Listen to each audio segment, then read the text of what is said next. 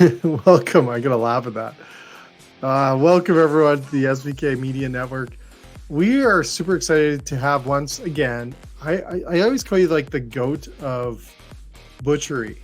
Not a goat like a goat, but like the greatest of all time of butchery. So, Elyse, welcome back. Thank you. So first of all, Elyse, do you have some great things that you're going to tell us? You always tell us great things before we get started. I have some good facts to tell you. Yes. Okay, tell us. What are we doing today? What are we tackling today first? We are talking about chicken today. So we were very beefy for the first few episodes, so I decided it was time to go for chicken. So Poultry. Okay. Lovely chickens today. That's a whole chicken. I didn't know you had whole chickens. Oh, we're going to do some whole chicken. So we're going to talk about some different ways to cook the chicken, some kind of different preparations that will help with different cooking techniques. So there's kind of a different way to cook the chicken to help it cook more evenly or to cook a different way. So yeah, we're going to talk about that today. Cool. Well, that is wicked. I'm going to get you just to scoot up a little bit to the camera because I'm losing your mic there. But scoot in. We call that the scoot. Okay. Perfect. So do you want to give us a quick fact before we go to commercial about chicken? Okay, blow my mind. Okay. Do you want me to give you a fact? Now, the fact is that 90% of Canadian chicken farms are all family operated and owned, like actual families actually farming chickens in Canada. Like the Canadian chicken industry is doing some amazing things. Like seriously things. Yeah. I actually knew that. Did you know that I knew that? Everyone should know that. Like everyone should know that. They should, and like chicken, I think chicken farming has got a bad rap over the years. We've seen those videos, we've kind of seen the conditions that we think chickens live in. And that's just not true anymore. Like I think the carbon footprint on the poultry industry is less than pretty much all other meat industries. So like it's honestly, they're doing some really, really good things. Yeah, and I think I love chicken. It's always been a fan of it, but I love the fact that they're all, like you said, local farmers or Canadian farmers that are doing this for us. And you know what? We actually had one on a show that took us into one of their farms, showed us around, and man, they are strict on what they do. It is crazy. Yeah, very strict on the amount of space that the chickens can have, the amount of kind of entertainment that the chickens need in there, like being able to jump up and down things, and just and the conditions in which they live. Very, very, everyone thinks that free-range chickens are the way forward. They should be, and not necessarily. Like chickens don't really like going outside if there's things out there that are going to get them. And there's lots of things that like to kill chickens. And like I kept chickens for a long time when we lived out on acreage, and every year I think something different came and killed some of my chickens. So and they're pretty clever. Those animals are pretty clever. I taught my chickens to climb ladders actually. So. Are you serious? Seriously, so it's a thing that it's a trick I learned in England. So they're safer if they're higher up at night because less predators can get them. So if you teach them to climb a ladder, they'll climb up and then they'll be safer. So obviously in the UK, it's kind of foxes and things like that. Here, obviously, all sorts of things are trying to eat them. So I had to teach my chickens to climb a ladder to go up into the shed so they'd be safer. And it took, I only had to teach one of them because the minute you've taught one of them, they'll follow and watch the other one and kind of go up the ladder. For days, I was there trying to teach this chicken to go up the ladder. And then the minute it got it, they were perfect. And then I had one chicken that refused to go in the shed. She would climb the ladder, then jump on top of the shed and climb into the tree next to the shed. And she lived in the tree next to the shed. Interested in but kind of came back into where the pen was during the day, so she'd be protected. But she lived up a tree. Well, let's carve that chicken soon here, but we're gonna break for a commercial. Awesome. And we'll be right back after this. It's not about turning on the lights, starting the grill, and prepping the food. You put on an apron, flip the open sign, and ready for the day. Regulars sit at the same spot and tell stories that bring smiles. Some days can be chaos, challenging. You persevere because you have an undaunted passion, a calling to make people feel welcome and warm. Guests come and go, some you may never see again. The restaurant business is heaven and hell. It's laughter and tears. forever changing and extremely challenging. When the day is done, feeling exhausted, yet somehow content, you smile, knowing tomorrow you get to do it all again. And you wouldn't change a thing.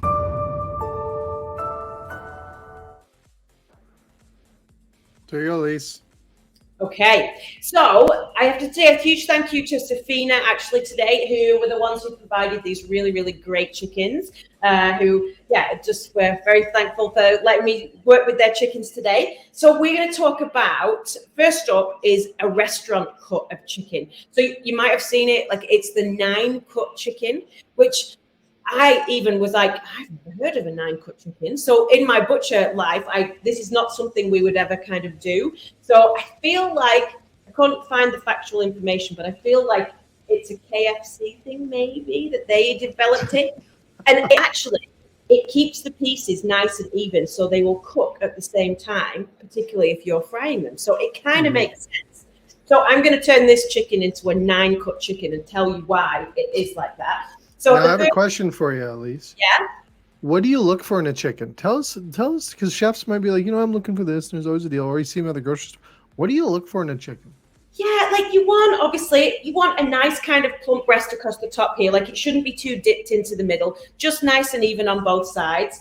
The skin shouldn't look too dry. Like these really, really nice. Yeah. There's no kind of like marks on here. Like sometimes chickens are mean to each other. Like if you are not careful, chickens can attack each other. I had like chickens that were they couldn't work out who was in charge, so they were just trying to kill each other to work out who was in charge. So they have bruises and things, so you want to look for kind of no bruises, no marks. Like this is a really, really nice chicken, good size, like just nice and even. Yeah, that's what you really want to look for. That's it. That's all you got to look for. That's all you got to look for. Yeah, now, I have a question for you before we get started. I know it might be at the end of the cooking or of people cooking it, but why, when I buy a little chicken at a store and it looks like blood in the chicken, what is that? Because it's not, what is it? It's not blood. So it's the same as with beef. It's a protein. It's a myoglobin. So it's a water-soluble protein inside of muscles. So whether it be beef, whether it be pork, whether it be chicken, and it just, as the chicken sits or whatever meat it is, that water-soluble protein just, it dissipates out of the meat basically. And then you do have that kind of fluid inside of there. So one of the things I did want to talk about today is the fact that you should never wash your chicken. And I know that this is a very hot topic and I will offend. Okay, whoa. You said you don't wash a chicken? Not wash chicken. Wow. Actually, washing chicken is responsible for more foodborne sickness than most things in your kitchen. Are you kidding me? You cannot kill the bacteria on this chicken by washing it. You can't, there's nothing on it that you need to wash off. So all poultry is washed in the actual slaughter process. It's washed, it's clean, it's ready to go. There's like a misconception that it's been bleached, it's been this, it's been that. No, it's ready to go as it is right now. There is bacteria on the surface of a chicken, more so maybe than other meats, but the only thing that will kill that bacteria is the heat of the oven. So washing it does nothing other than potentially splash that bacteria all over your kitchen. And that's what makes people sick. So they wash the chicken, it splashes all over, and then 20 minutes later, they forget that they washed the chicken in the sink, and then they go wash their lettuce in the sink, or they do something else, and that is what causes most foodborne illness. There you go. That should be on in a store. That should tell people that in the store. And they do. In the UK, there was a big campaign. It's mainly with turkeys we found, because it was people trying to wash a massive turkey in their sink. And then that thing is splashing stuff all over the place because you've got water bouncing all over. And yeah, people think they have to wash that juice out of the middle. No, you don't. Just, you can drain it out, but drain it straight into the trash can. Don't drain it down the sink if you can avoid it, because that's bacteria in there. And that's just a fact. There is bacteria on here. And you just need to be very, very careful between cross-contamination, obviously, between cutting one thing and then moving on to cutting something else. You do have to clean your knives, clean everything. You don't cut poultry on the same board as you would cut meat. You do need to clean it in between, and kind of those sorts of things. But yeah, washing the chicken does nothing. Nothing. Just spread stuff. It does, yeah. So those the two main bacteria, like one being salmonella and one being one that I can never pronounce. It's the Campylobacter, I think it's how you pronounce it. They are on a chicken, and yeah, the heat of the oven will eliminate and kill them just fine. Cool. So you don't need to wash your chicken. So there, or turkey. Don't wash chicken. Don't wash. In fact, don't wash any meat. There's no need to wash any meat. I've seen all these. There was a TikTok that I was in. It was Okay, no, okay, wait a second. Yeah. You're telling me if I get a brisket or I get a strip loin, it's got a little bit of blood, I don't put it underwater and rinse it? No, and it's not blood. It is myoglobin. It is a water-soluble protein, and it's not blood. So all the blood is drained out of an animal when it is slaughtered. There is no blood. You might get the odd tiny little kind of vein when you open something up, and there's a tiny little bit in one of them. But these are muscles. The meat you eat is a muscle, and it doesn't have blood in it. It has myoglobin, which is the water-soluble protein that leaches out of it. So, yeah. That's what blew it my is. mind. There you go. Already started blowing my mind. Yes, yeah. And again, with all meat, don't wash it. There's no need to wash it. You're not doing anything by washing it because that surface bacteria doesn't wash off. You have to kill it. So you kill it with the heat of the oven. So that's why you have to cook chicken to 165. It's why you have to cook ground meat to a higher temperature than you would a steak, because when you grind meat, the surface bacteria gets ground into it. So that's why you have to cook it all the way through. And that's why you can cook a steak to rare, because you're killing the bacteria on the outside and there's no bacteria on the middle. It only sits on the outside. It's when it comes into contact with the air. Wow. Yeah. Okay. Wow. I have some cool stats. You know where chicken's mostly used in restaurants? I guess it's a cool tool now. 68% of chicken is actually put on salads. Oh, really? Yeah. Mm-hmm. That surprised me. And I think I saw a stat that, is it 95% of all restaurants have chicken on the menu, I think. Like, it's literally... Well, it actually was 94.9. You're close. There you go. I'm rounding. Yeah. I just think that's amazing. Like, it is one of... you think about how versatile chicken actually is. Like, it is now, Elyse, it's come down in the last 10 years. Just a point, like a point, maybe two. Do you think that's based on plant-based coming in as a replacement? Could have been. Yeah, a little bit. Obviously, the poultry industry has seen some very crazy things happen. Obviously, bird flu, avian flu, they've had some real kind of hardships. But it is an animal that it takes less time for a chicken to get to its slaughter weight than most other animals. So it is a more economical animal to produce, shorter than everything else, basically. We're talking 9 to 12 weeks. So different than anything else. And that's why it is an affordable protein. It is so widely used. But I do think that they're getting better at the way they do it. They understand now that by looking after the chickens a little bit more, there is less dead stock, there is less issues, there are less problems. They are using less, say, hormones on chemicals and antibiotics. That's something I want to talk about actually, is the antibiotic use, because it is something that is heavily ingrained in all the meat we eat now. You see the adverts, antibiotic free, this, that, and the other. Years ago, they used a lot more antibiotics in chickens because they were producing them in these massive barns, very small conditions, not great. And the animals were getting sick because of that. So we do it better now. We create these environments where the chickens do better. So there's less antibiotic use. But the myth I'm going to bust right now, there is no antibiotics in any chicken that you eat. Okay, just a simple fact. The chicken may have had antibiotics at some point in its life because farmers do everything they can to keep their animals healthy, even if they're destined for eating. Because if an animal doesn't do well, then that farmer doesn't get the money for it. So it's bad business. So if an animal is sick, the farmer will give antibiotics, but antibiotics are expensive, and they're not just going to give them out necessarily, but they're not going to let their animals suffer. So we don't want them to stop using antibiotics, because that would be cruel and not a good use of the technology we have to keep our animals healthy. But any animal that has had antibiotics, there has to be a minimum period of time allowed before that animal can go into the food process. So there can be no traces of antibiotics left in that animal. Fact, 100%. So say a company that says, oh, our chicken is antibiotic free. Yeah, it all is. Cool. Simple fact, yeah. And that's Do you know, well, sorry, I was just gonna say some of the stats I'm seeing here is dark meat now is becoming very big on menus. It's coming back. Because that's probably in the 80s, right?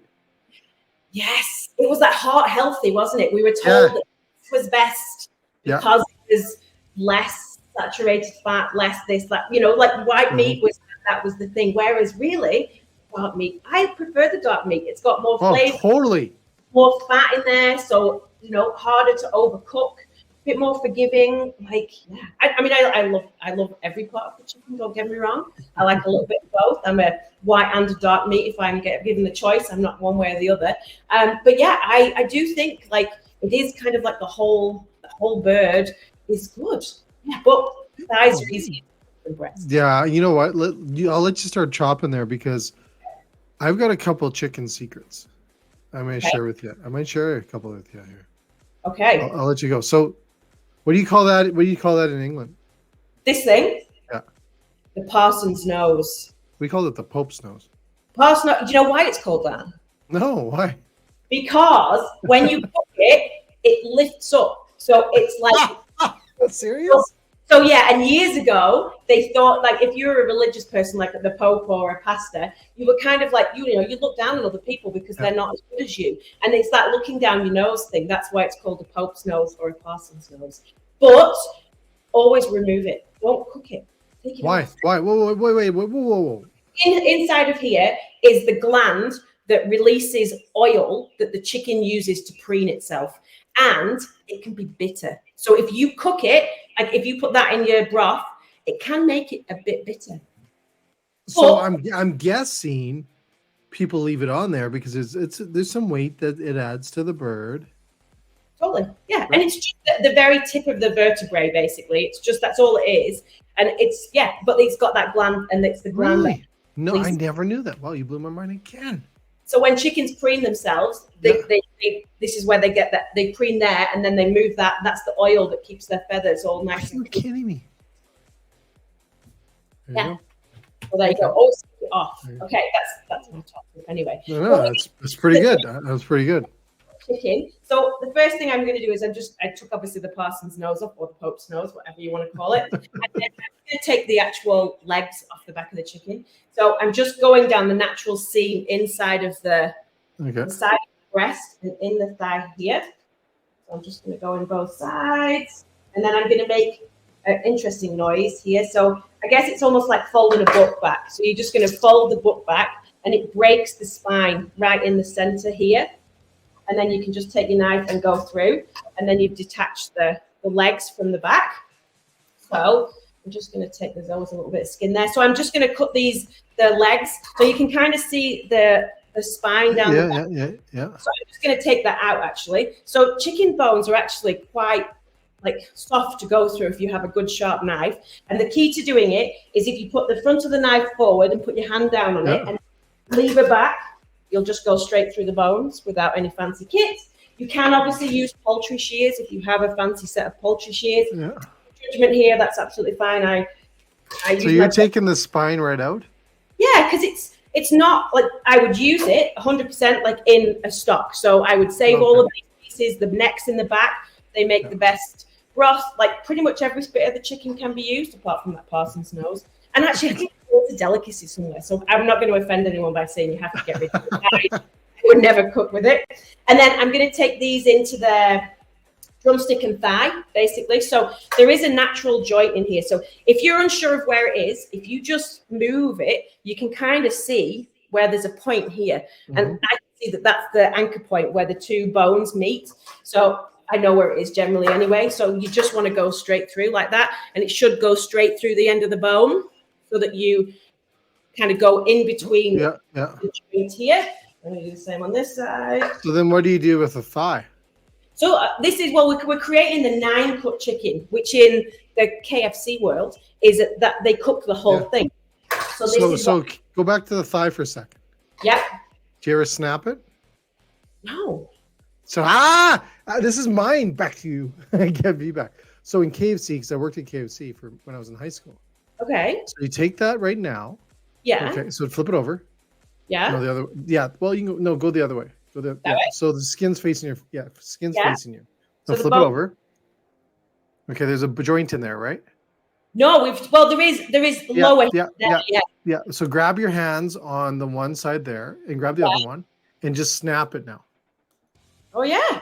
So now what happens? It helps cook that inner core part evenly now. You see, you're telling us the secrets of KFC. They'll come and get you for that. I know. The Colonel's gonna be like mad with that one, but yeah, that's how they do it.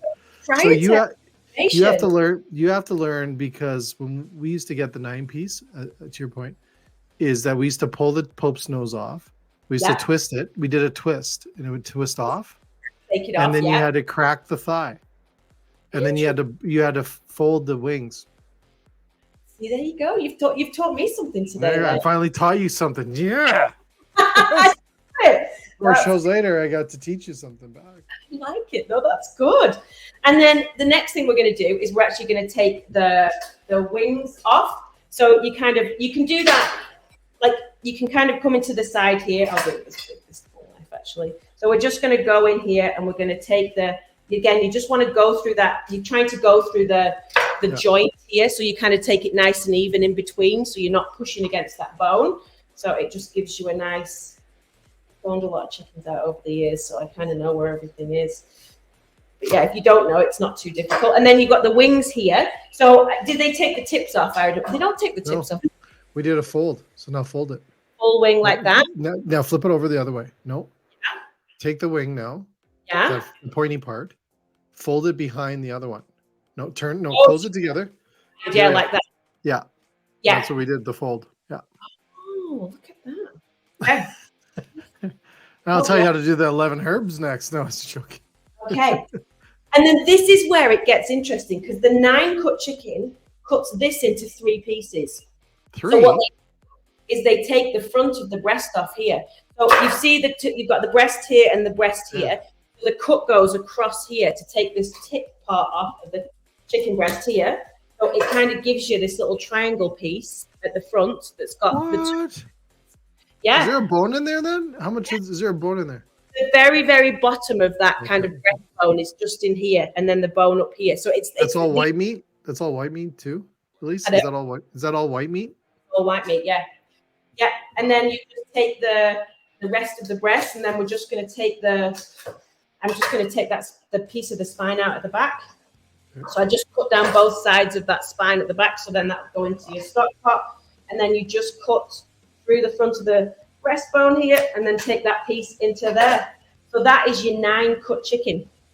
So 2 drumsticks, 2 thighs, 2 wings, and then 3 pieces of breast, basically, is your 9-cut chicken. So I'm going to... Now, on the breast there, you're not taking the breast off the bone. You're leaving the breast in the bone. No. So this would be, like, I sometimes would take some of this out. So these are kind of the lower portion of the ribs down here. They really don't have a lot of meat on. So you could just tidy those up, kind of just taking it through the bottom there. And it just gives you a nice kind of clean piece. See, I think the Colonel does the rib. He cuts the rib off. Takes this bit out here. Yeah, he does. Because then you get a rib piece. Yeah. So there you go. So that's a 9-cut chicken. And then I'm going to show you my tip for if you buy. So that's a 9-cut chicken. The only difference with an 8-cut chicken is probably what you would get if you went into a butcher shop, would be they wouldn't do the breast like that. They would just cut the breast down the center. So you would have 2 pieces of breast. You'd have 2 drumsticks, 2 thighs, and then 2 wings. Yeah. And then if you ever see a supreme cut, a supreme is basically the breast with the pin bone still in, which is this bone here. So the very, very kind of chunky bit of the drumstick bit of the wing, that's a supreme. And then I'm going to show you. So if I'm barbecuing, I always spatchcock my chickens. So, whoa, what's that? So obviously, if you try and barbecue this, it's not going to cook very evenly because you have this giant cavity in here, okay? Yeah. it's going to take too long to cook. So you're going to spatchcock your chicken. So what we're going to do is I'm going to use my knife. I'm going to go in. You could use poultry shears as well. And we're just going to cut the back of the spine out. So I'm just going down the center with my very sharp knife, down the side of each piece here, and just taking out that entire spine, just like that, with the parson's nose on the back there. Yeah. So now you get your chicken, and you lie it down, and then you're going to use the heel of your hand to push down on that breastbone and break it. So it kind of Serious? That's it? Yeah. So now the chicken, when you go to cook it, is even and flat. So it's all the same thickness all the way across. So now you can throw it on the barbecue and it will cook nice and evenly. Now, first of all, that's amazing. How do they do half chickens then? So if you see it on menus a lot. So a half chicken, again, we'll get another chicken. Okay. So a half chicken is basically just that same kind of cut. So that you'd make the spatchcock cut down the back. Yeah. So again, poultry shears works fine as well if you don't want to do it with a knife. Yeah. It is quick with a knife. And then you take the chicken upside down like this. Just move this one out of the way. Okay, because I see this a lot of menus. I see half chickens all the time. And then again, so you've got the breastbone all the way through here, which is kind of like, it's a cartilage more than, it's part bone and part cartilage. Okay. So this kind of like white bit here is like it's the cartilage basically. And then we're just going to take our knife and just go straight through the center of that, like so. And then that is your half chicken. Elyse, what do you call your knife? Like, what's that knife called that you're using there? This one, a scimitar. A scimitar. Yeah, so a slight curve at the end, and then, the length of it. But you could use a chef's knife. The only thing is, like, if you are using a chef knife to do this kind of job, it does limit you depending on how big your chicken is. Because you kind of need a knife to be able to go all the way through the bird so that you can still put your hand at the front and then push down. So I'm assuming that curve causes for leverage. Yeah, a little bit. Yeah. Okay. It does. It helps with that rocking kind of thing. Yeah. And then, but you could, like I say, you could just use a chef knife, but you just got to be careful to make sure that it needs to be long enough. Like that's when a butcher's knife is very, very handy, even in a kitchen where you're not doing that much actual butchering kind of thing.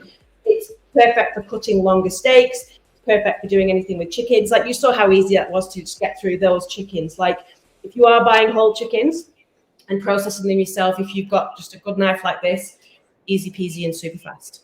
That's so cool. Now, question. One last thing I need you to show me how to do.